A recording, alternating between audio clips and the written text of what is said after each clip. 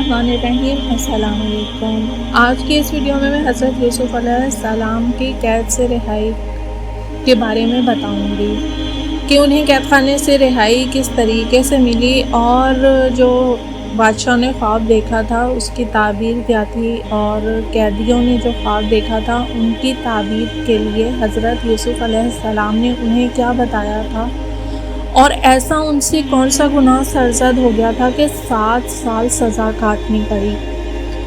तो हुआ कुछ इस तरीके से था कि हज़रत यूसुफ़ अलैहिस्सलाम बंदगी और पाकीज़ा ज़िंदगी के सबब इस मंजिल और मर्तबे पर फाइज हुए थे कि अल्लाह ताला ने इन्हें ख्वाब की ताबीर का इल्म अता किया था। वो कैदियों को इनके ख्वाब की ताबीरें बताया करते थे। 2 कैदियों ने अलहदा-अलहदा 2 ख्वाब देखे थे। इन कैदियों में से एक रोटियां पकाने वालों का रईस व अफसर था और दूसरा साकियों का। इन दोनों ने जो ख्वाब देखे वो इनके पेशे व कारोबार के मुताबिक थे। इनमें से एक ने कहा, मैंने ख्वाब में देखा है कि शराब के लिए अंगूरों का पानी निचोड़ रहा हूँ। दूसरे ने कहा, मैंने ख्वाब में देखा है कि मैं सर पर रोटियां उठाए हुए हूँ और परिंदे इन्हें खा रहे हैं। हज़रत यूसुफ़ अलैहिस्सलाम ने इन्हें हिदायत करने का ज़ीना फराहम देखा तो मौके से इस्तिफ़ादा करते हुए ख्वाबों की ताबीर बयान करने से कबल तबलीग रिसालत का फरीज़ा अंजाम दिया।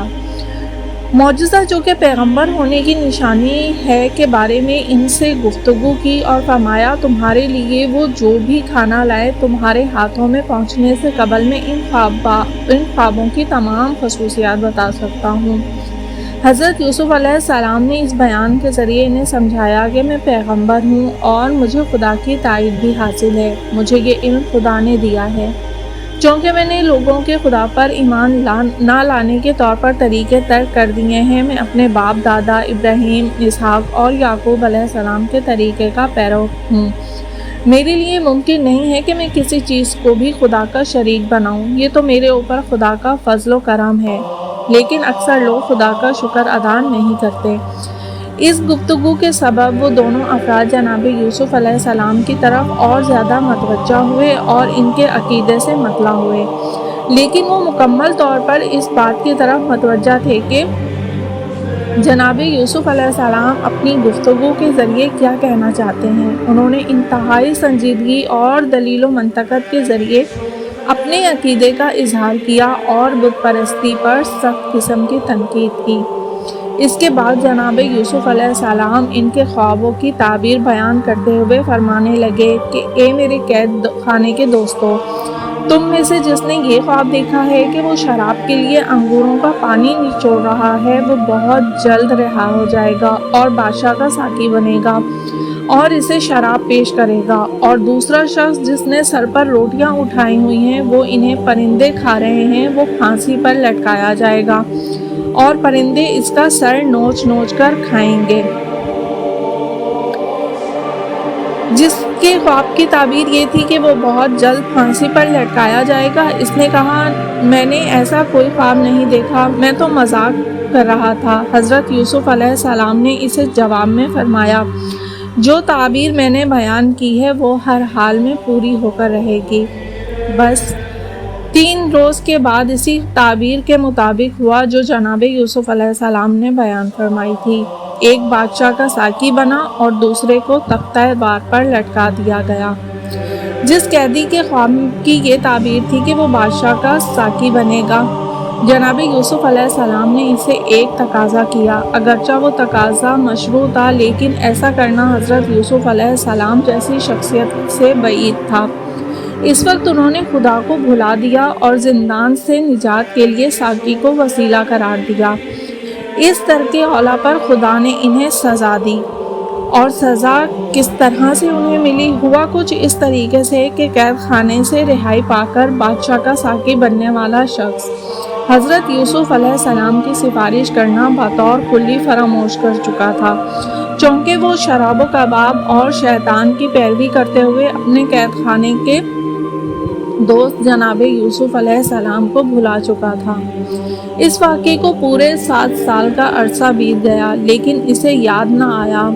हाँ, बेवफाई और गफलत के ऐसे ही नताइज होते हैं। حضرت جبرائیل علیہ السلام جناب یوسف پر نازل ہوئے اور ان سے کہا، آپ کو کس نے خدا کی بہترین مخلوق قرار دیا ہے؟ حضرت یوسف علیہ السلام نے کہا، میرے خدا نے۔ حضرت جبرائیل نے کہا، کس نے آپ کو آپ کے باپ کا محبوب قرار دیا؟ حضرت یوسف نے کہا، خدا نے۔ حضرت جبرائیل نے کہا، کس نے کنعان میں کنویں پر قافلے کو بھیج کر آپ کو کنویں سے نجات دی؟ حضرت یوسف علیہ السلام نے کہا، میرے پروردگار نے۔ اس کے بعد حضرت جبرائیل علیہ السلام نے کہا، پھر آپ کا خالق کہہ رہا ہے کہ کون سی چیز باعث بنی کہ آپ نے اپنی حاجت میرے سامنے بیان نہ کی اور میری مخلوق سے بیان کی؟ پس اس کی سزا یہ ہے کہ 7 سال مزید قید خانے میں گزارو۔ یہ سزا اس غفلت کی وجہ سے ہے کہ تم نے میرے سوا کسی اور سے تقاضا کیا ہے۔ حضرت یوسف علیہ السلام اس واقعے سے بے حد غمگین ہوئے اور گریہ وزاری کرنے لگے۔ انہوں نے اس قدر گریہ کیا کہ دوسرے قیدی ان سے تنگ آ گئے۔ انہوں نے جناب یوسف سے کہا، اگر آپ رونے دھونے سے باز نہیں آتے تو ایک دن گریہ کریں اور ایک دن خاموش رہیں۔ حضرت یوسف علیہ السلام نے ان کی درخواست قبول کی، لیکن جس دن وہ گریہ نہ کرتے انہیں بہت زیادہ دکھ ہوتا۔ ہاں، حضرت یوسف علیہ السلام خدا سے بے خبر لوگوں کی مانند نہیں تھے جو اپنے کیے پر پشیمان نہ ہوتے اور کہتے کہ جو کچھ ہونا تھا وہ تو ہو چکا، لہٰذا اب پریشان ہونے کی کیا ضرورت ہے۔ جناب یوسف علیہ السلام ترک اولیٰ کرنے پر سخت ناخوش تھے اور وہ اس قدر گریہ کرتے تھے کہ یوں لگتا تھا جیسے قید خانے کی دیواریں بھی ان کے ہمراہ گریہ کر رہی ہوں۔ حضرت امام جعفر صادق علیہ السلام فرماتے ہیں کہ جب یہ 7 سال کا عرصہ ختم ہو گیا تو اللہ تعالیٰ نے جناب یوسف علیہ السلام کو دعائے فرج تعلیم فرمائی۔ انہوں نے قید خانے میں خاک پر اپنا سر رکھا اور یہ دعا تلاوت کی، اللہم انی کانت ذنوبی قد اخلقت وجی عندک فانی اتوجہ الیک بوجوہ آبائی الصالحین ابراہیم و اسماعیل و اسحاق و یعقوب۔ اے میرے پروردگار، اگرچہ میرے گناہوں نے میرا چہرہ تیرے نزدیک بوسیدہ یعنی سیاہ کر دیا ہے، پس میں اپنے پاک و صالح آبا ابراہیم، اسماعیل، اسحاق اور یعقوب علیہ السلام کے چہروں کے حق کی قسم دے کر تیری بارگاہ میں توجہ کرتا ہوں۔ خداوند قدوس نے جناب یوسف علیہ السلام پر اپنا لطف و کرم کیا، ان کی آہ فریاد اور دعائیں سنی اور زندان سے رہائی عطا فرمائی۔ جب وہ قید خانے سے رہا ہوئے تو ان کی عشرت و شوکت میں روز بروز اضافہ ہوتا گیا اور کچھ عرصہ گزرنے کے بعد مصر کے بادشاہ بن گئے۔ لیکن انہیں قید سے رہائی کس طرح سے ملی تھی؟ تو ہوا کچھ اس طریقے سے تھا کہ مصر کے بادشاہ ولید بن ریان نے خواب میں دیکھا تھا کہ 7 کمزور گائیں 7 موٹی گائیوں پر حملہ آور ہوتی ہیں اور انہیں مکمل طور پر کھا جاتی ہیں، اور خشک خوشوں نے سبز خوشوں کو تباہ و برباد کر دیا ہے۔ جب وہ نیند سے بیدار ہوا تو اس بارے میں سوچنے لگا، وہ بہت پریشان ہوا۔ اس نے دانشوروں، تعبیر گو اور کہنوں کو اپنے ہاں حاضر ہونے کا حکم صادر کیا۔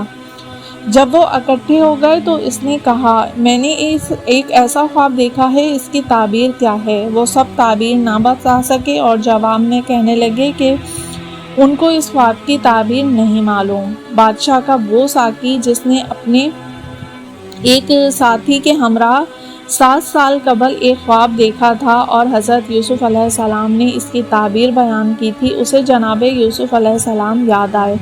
اس نے کہا، اس مشکل کو میں حل کروں گا، آپ مجھے زندان میں جانے کی اجازت دیں۔ قید خانے میں میرا ایک دوست ہے جسے خوابوں کی تعبیر کا مکمل علم ہے، اس سے اس خواب کی تعبیر پوچھتا ہوں۔ بادشاہ نے، جو کہ دانشوروں اور تعبیر گوؤں سے مکمل طور پر نا امید ہو چکا تھا، اپنے ساقی کو قید خانے میں بھیجا کہ اگر وہ سچ کہہ رہا ہے تو اس مشکل کو حل کرے۔ ساقی زندان میں آیا اور جناب یوسف علیہ السلام سے ملاقات کی۔ اپنا تعارف کروانے، احوال پرسی اور اطہار و عطارت و محبت کا اظہار کرنے کے بعد بادشاہ کا خواب جناب یوسف کے سامنے بیان کیا۔ حضرت یوسف نے فرمایا، اس خواب کی تعبیر یہ ہے کہ 7 سال تک کھیتی باڑی بہت اچھی ہوگی اور ہر چیز فرما ہوگی، پھر اس کے بعد 7 سال قحط و خشک سالی ہوگی، خشک سالی و قحط کے 7 سال خشک حالی کے 7 سالوں کا ذخیرہ ختم کر دیں گے۔ اس بحران سے بچنے کی تدبیر یہ ہے کہ خوشحالی کے 7 سالوں میں قحط سالی کے 7 سالوں کے بارے میں غور و فکر کیا جائے۔ ان خوشحالی کے 7 سالوں میں جو اناج وغیرہ ہو ان میں سے ضرورت کے مطابق استعمال کریں اور باقی اناج کو خوشوں سے نکالے بغیر ذخیرہ کر لیں تاکہ لوگ ان قحط کے 7 سالوں میں ان ذخیرہ شدہ اناج سے استفادہ کریں۔ ان قحط کے 7 سالوں کے بعد لوگوں کی حالت دوبارہ بہتر ہو جائے گی۔ ساقی حضرت یوسف علیہ السلام کی خدمت سے رخصت ہوا اور بادشاہ کے پاس آیا۔ حضرت یوسف نے خواب کی جو تعبیر بیان کی تھی بادشاہ کے سامنے بیان کی۔ بادشاہ نے جب یہ سنا تو اس نے یوں احساس کیا کہ اس کے بدن میں تازہ روح ڈال دی گئی ہو۔ اس نے اسی لمحے حضرت یوسف علیہ السلام کی عقل کے بارے میں غور و فکر کیا اور اس نتیجے پر پہنچا کہ اتنی عظیم شخصیت کو کیوں کر قید خانے میں رکھا جائے۔ اس کے دل میں جناب یوسف کے بارے میں سچی محبت پیدا ہو گئی۔ اس نے حکم دیا کہ یوسف علیہ السلام کو زندان سے فوراً رہا کر کے میرے پاس لایا جائے۔ بادشاہ کا بھیجا ہوا شخص زندان میں جناب یوسف کی خدمت میں پہنچا اور بادشاہ کا پیغام ان تک پہنچایا۔ حضرت یوسف علیہ السلام نے کہا، میں اس وقت تک زندان سے باہر نہیں آؤں گا جب تک میرے اوپر لگائی جانے والی تہمتیں ختم نہ کی جائیں۔ اے شاہ کے ایلچی، واپس جا کر اسے کہہ دے ان عورتوں کی حقیقت معلوم کرنے کے لیے جنہوں نے فلاں موقع پر محفل میں اپنے ہاتھ کاٹ لیے تھے، دوبارہ تحقیقات کرے اور ان کا مواخذہ کرے۔ میرا خدا جانتا ہے کہ ان عورتوں نے میرے ساتھ مکر و فریب کیا ہے۔ بادشاہ کے ایلچی نے واپس آ کر اس کے سامنے حضرت یوسف کا مطالبہ پیش کیا۔ بادشاہ نے مورود نظر عورتوں کو اکٹھا کیا۔ ان میں عزیز مصر کی بیوی زلیخا بھی تھی جو اس واقعے کی اصل مجرم تھی۔ باز پرس کا سلسلہ شروع ہوا تو ان عورتوں نے ان سے پوچھا گیا کہ سچ سچ بتاؤ کہ یوسف کا قصہ کیا ہے۔ سچ بتائیں گے کہ یوسف مجرم تھا یا یہ جرم تم لوگوں نے کیا ہے؟ سب اشراف زادیوں نے مل کر ایک ہی جواب دیا کہ ہم نے یوسف میں کسی قسم کی کوئی برائی یا آلودگی نہیں دیکھی ہے۔ یوسف تقویٰ و پرہیزگاری کا مجسمہ ہے۔ زلیخا نے بھی کہا، اب حق بخوبی آشکار ہو گیا ہے۔ میری یہ پوری کوشش تھی کہ کسی نہ کسی طرح یوسف کو پھسلاؤں، لیکن اس نے تمام مراحل میں اپنی پاکیزگی محفوظ رکھا۔ وہ سچا اور نیک شخص ہے۔ حضرت یوسف علیہ السلام نے اس موقع پر دنیا والوں کو یہ درس دیا کہ انسان حساس ترین اوقات میں بھی اپنے حق کا دفاع کرے اور اس کے اوپر لگائے جانے والے جھوٹے الزامات کو لوگوں کے ذہنوں سے صاف کرے۔ جناب یوسف علیہ السلام نے کہا، یہ ساری بات اس لیے ہے کہ بادشاہ کو یہ معلوم ہو جائے کہ میں نے اس کی عدم موجودگی میں کوئی خیانت نہیں کی ہے اور خدا خیانت کاروں کے مکر کو کامیاب نہیں ہونے دیتا۔ میں اپنے نفس کو بھی بری قرار نہیں دیتا ہوں، یعنی خود ستائی نہیں کرتا۔ نفس بہرحال برائیوں کا حکم دیتا ہے، مگر یہ کہ میرا پروردگار رحم کرے، وہ بڑا بخشنے والا اور مہربان ہے۔ اس کھلی کچہری لگانے کا نتیجہ یہ نکلا کہ محل نشین اور مصر کے لوگ یہ سمجھ گئے تھے کہ جناب یوسف ہر قسم کی آلودگی اور گناہ سے پاک ہیں۔ بس یوں حضرت یوسف علیہ السلام اس مقدمے میں کامیاب اور سرخرو ہوئے اور انہیں قید خانے سے رہا کر دیا گیا۔ شاہ مصر کو جب حضرت یوسف علیہ السلام کی پاکیزگی اور عقل و دانش کا یقین ہو گیا تو دلی طور پر ان سے شدید قسم کی محبت ہو گئی۔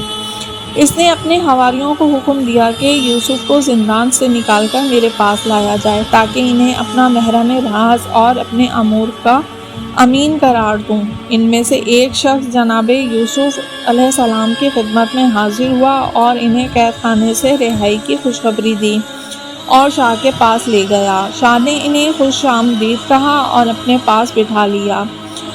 بادشاہ نے جس موضوع پر بھی جناب یوسف سے گفتگو کی، لمحہ بلمحہ جناب یوسف کا علمی مقام و مرتبہ اس کے نزدیک زیادہ ہوتا گیا، حتیٰ کہ اسے یقین ہو گیا تھا کہ یہ شخص ملک کے کلیدی عہدوں کو بطور احسن چلا سکتا ہے۔ لہٰذا اس نے صریحاً جناب یوسف سے کہا، حضرت یوسف علیہ السلام جو کہ خدا کے بندے ہیں، مقام و مرتبہ کے خواہش مند ہیں، لیکن ایسا مقام و مرتبہ کہ جسے وہ کلمہ حق کی سربلندی اور عوام کی خدمت کے لیے زینہ قرار دے سکیں۔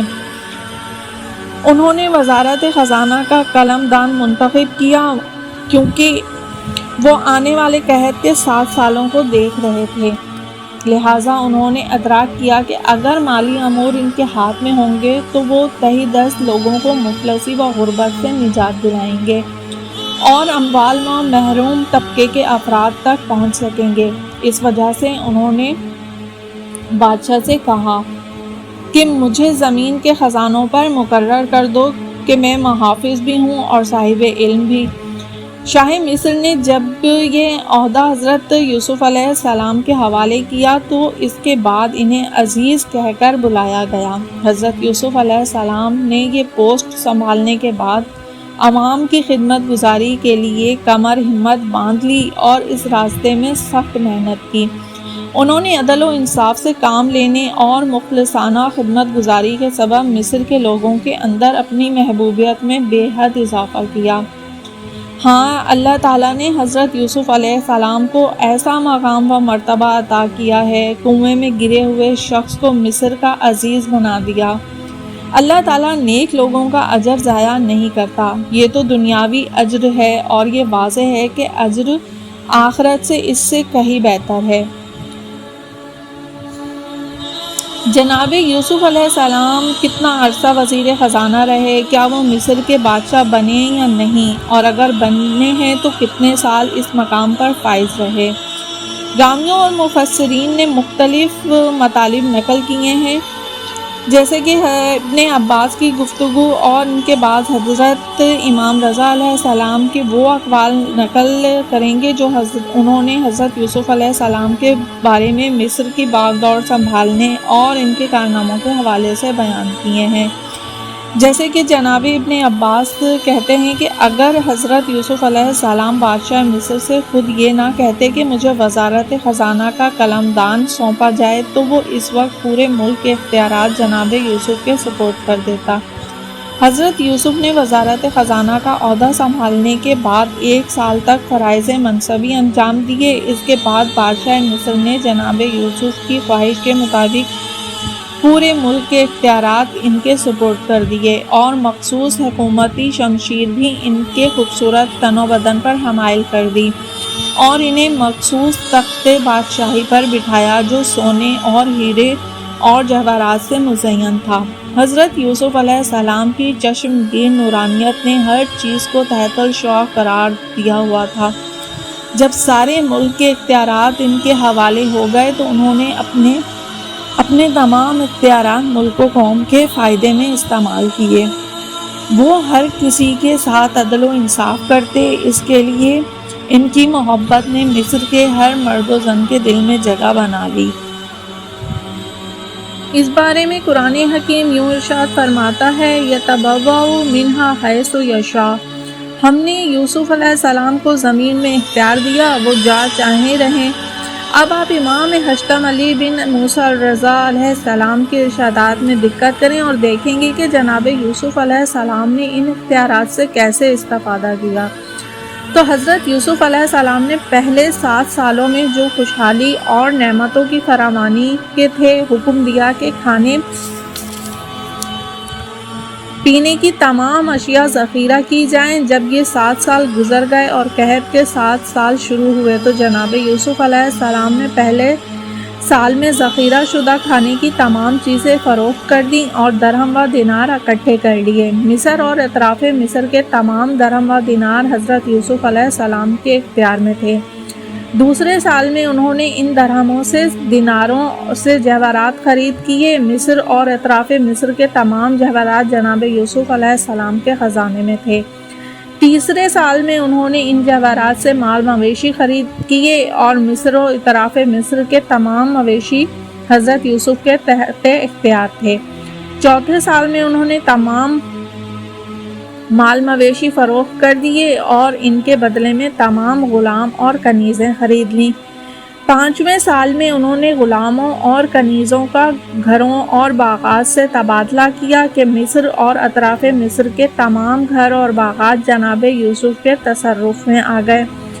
6 سال میں انہوں نے سارے گھر اور باغات وغیرہ بیچ دیے اور ان کے عوض وہ زرعی زمین اور پانی کے تمام ذخائر خرید لیے کہ مصر اور اطراف مصر کی تمام زرعی زمینیں اور پانی کے ذخائر ان کے کنٹرول میں آ گئے۔ 7ویں سال میں انہوں نے آب و خاک کے جو کہ حیات انسان کی اصلی عنصر ہیں کے عوض میں مصر اور اطراف مصر کے تمام مرد و زن، خواہ وہ آزاد تھے یا غلام، خواہ وہ آزاد عورتیں تھیں یا کنیزیں، کو خرید لیا کہ مصر اور اطراف مصر کی تمام مرد و زن حضرت یوسف علیہ السلام کی ملکیت میں آ گئے۔ نتیجتاً حضرت یوسف علیہ السلام نے ان تدابیر، معاملات کے رد و بدل اور ملک کے اقتصادی نظام کو چلانے کی خاطر بازار تجارت کو رونق بخشی اور لوگوں کو مالی فائدے پہنچائے۔ اس بات کی طرف توجہ رہے کہ عوام کو بچانے، ملک کے اقتصادی نظام کو محفوظ رکھنے اور طبقاتی نظام کے ایجاد نہ ہونے کے لیے ایسی حکیمانہ تدابیر ضروری تھیں۔ حضرت یوسف علیہ السلام کی مدبرانہ پالیسیوں کی وجہ سے عوام کی زبان پر تھا کہ ہم نے آج تک ایسا کوئی حکمران نہیں دیکھا، لیکن حضرت یوسف علیہ السلام میں اس بلند مقام پر فائز ہونے کے باوجود ذرا برابر تکبر نہ تھا۔ وہ اخلاق، انکساری اور عدالت کا مجسمہ تھے۔ حضرت امام رضا علیہ السلام مزید فرماتے ہیں کہ اس موقع پر جناب یوسف علیہ السلام نے شاہ سے کہا، یہ اختیارات جو اللہ تعالیٰ نے مجھے عطا کیے ہیں، اب آپ کی رائے ان لوگوں کے بارے میں جو میرے نمک خوار ہیں کیا ہے؟ میں نے ان کی اصلاح اس لیے نہیں کی کہ میں خود فتنہ و فساد میں گرفتار ہو جاؤں، میں نے انہیں مصیبتوں سے اس لیے نجات دلائی کہ میں خود ان کے لیے مصیبت بن جاؤں، بلکہ اللہ تعالیٰ نے انہیں میرے ذریعے سے نجات عطا کی ہے۔ بادشاہ نے کہا، آپ کی رائے مقدم ہے، آپ جو چاہیں وہی درست ہے۔ جناب یوسف علیہ السلام نے کہا، میں خداوند متعال کو اور تمہیں گواہ بناتا ہوں کہ میں نے مصر کے تمام لوگوں کو آزاد کیا ہے، میں نے ان کی اموال انہیں واپس کر دیے ہیں، اب میں تخت و تاج اور سلطنت کی انگشتر تمہارے حوالے کرتا ہوں، اس شرط پر کہ تم میرے ہی طور طریقے اور حکم کے مطابق رہو گے۔ بادشاہ نے کہا، میرے لیے سعادت و افتخار اسی میں ہے کہ میں آپ کے طریقہ کار کو اپنے لیے نمونہ عمل بناؤں اور آپ کے حکم کے سامنے سرخم تسلیم کروں اور اسی پر عمل پیرا رہوں۔ اگر آپ نہیں رہیں گے تو ہمارا حکومتی نظام مستحکم نہیں رہے گا۔ آپ ہی مصر کے سلطان اور بادشاہ ہیں، آپ کے کسی کام میں کوئی اشکال نہیں ہے۔ میں اس بات کی گواہی دیتا ہوں کہ خدا وحدہ لا شریک ہے اور آپ خدا کے پیغمبر ہیں۔ میں نے جو کچھ آپ کے حوالے کیا ہے اس میں آپ کو مکمل طور پر اختیار ہے، آپ اپنی سمجھ بوجھ کے مطابق عمل کریں کیونکہ آپ ایک امین اور عظیم شخص ہیں۔ کہا جاتا ہے کہ جناب یوسف علیہ السلام نے قحط کے 7 سالوں میں سیر ہو کر کھانا نہیں کھایا۔ لوگ ان سے کہتے ہیں، ملک کا تمام خزانہ آپ کے ہاتھ میں ہے، پھر بھی آپ کیوں سیر ہو کر کھانا نہیں کھاتے؟ تو آپ جواب میں فرماتے، مجھے خوف ہے کہ میں سیر ہو کر کھاؤں تو کہیں بھوکوں کو نہ بھول جاؤں۔ اگر آپ کو یہ ویڈیو پسند آئی ہو تو اس کو ضرور لائک اور شیئر کیجیے گا، چینل پر نئے ہو تو سبسکرائب کیجیے گا۔ میں انشاءاللہ تعالی نیکسٹ ویڈیو میں حضرت یوسف علیہ السلام کے بھائیوں کا احوال بیان کروں گی کہ جب وہ حضرت یوسف علیہ السلام سے آ کر ملے تو کیا وہ اب بھی مخلص تھے یا اس کے پیچھے بھی ان کی کوئی چال پوشیدہ تھی کہ وہ حضرت یوسف کے عہدے سے جل رہے تھے اور کوئی نقصان پہنچانا چاہتے تھے۔ ملتی ہوں پھر انشاءاللہ تعالی نیکسٹ ویڈیو میں، تب تک اللہ حافظ۔